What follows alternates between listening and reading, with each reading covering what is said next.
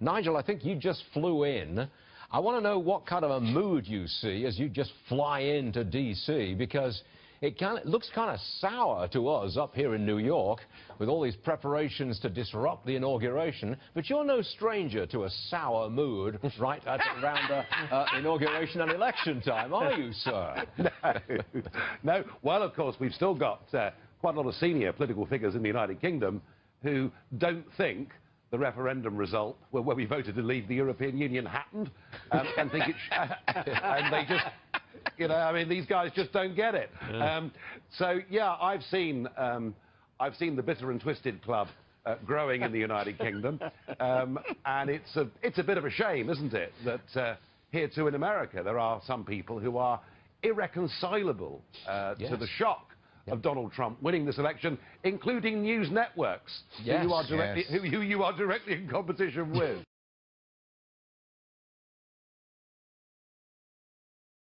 My problem, Neil, is that let's say this meeting goes well tomorrow. Let's say there's good chemistry in that room between Trump and May. And Trump says, OK, I'll tell you what we'll do. Let's do this trade deal. Let's get it done in 3 months and let's sign it. And here's the problem. The problem is the United Kingdom will not be allowed to sign the deal until March 2019 because the European Union say we can't sign deals until we've left. And I think, you know, if things go well tomorrow, the next debate here in Westminster is going to be, well, why don't we just tell the EU where to go? Why don't we crack on and do this? After all, what can they do to us? Throw us out?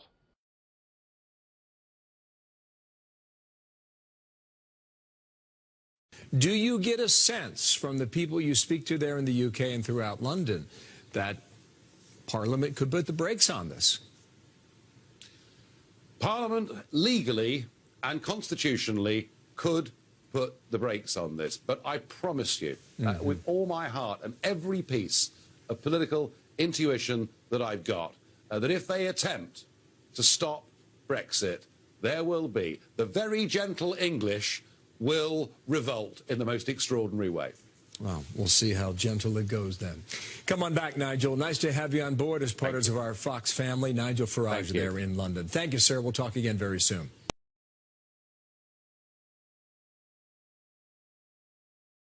George Soros is out on the wires, sir, saying Theresa May, the Prime Minister, won't last, and that Donald Trump is a would-be dictator. What do you make of that? Well, you know, Soros has had some big victories economically in his life, but politically, last year, he was a big loser. He does not accept that fundamental changes occurred. He thinks Brexit and Trump are merely blips, and that we'll go back to this idea that we as nation states don't control our borders and give away the ability to make our laws. Soros is wrong. I think 2016 marks an absolute pivot point in global history, and I expect this revolution to continue through 2017.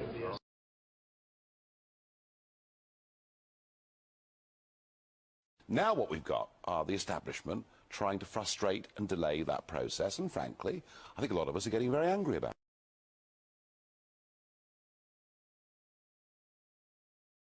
I think in terms of everybody else, if everybody else hates what he does, so what? So I mean, in this country, you can go over the heads of these guys, right? I mean, you can tweet about them.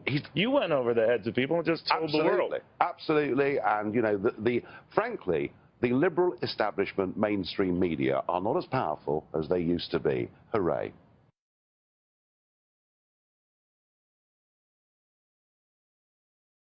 The Trump administration have got so much to do that perhaps what they need to start doing is what increasingly the viewing public are doing, and that is just ignoring them.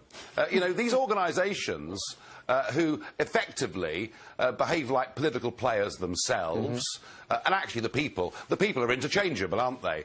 And they're losing audience share, they're declining, and they will go on declining. They're showing they're bad losers, they don't respect the democratic process, and fair-minded people will stop watching those channels, in my opinion. Right, and thankfully...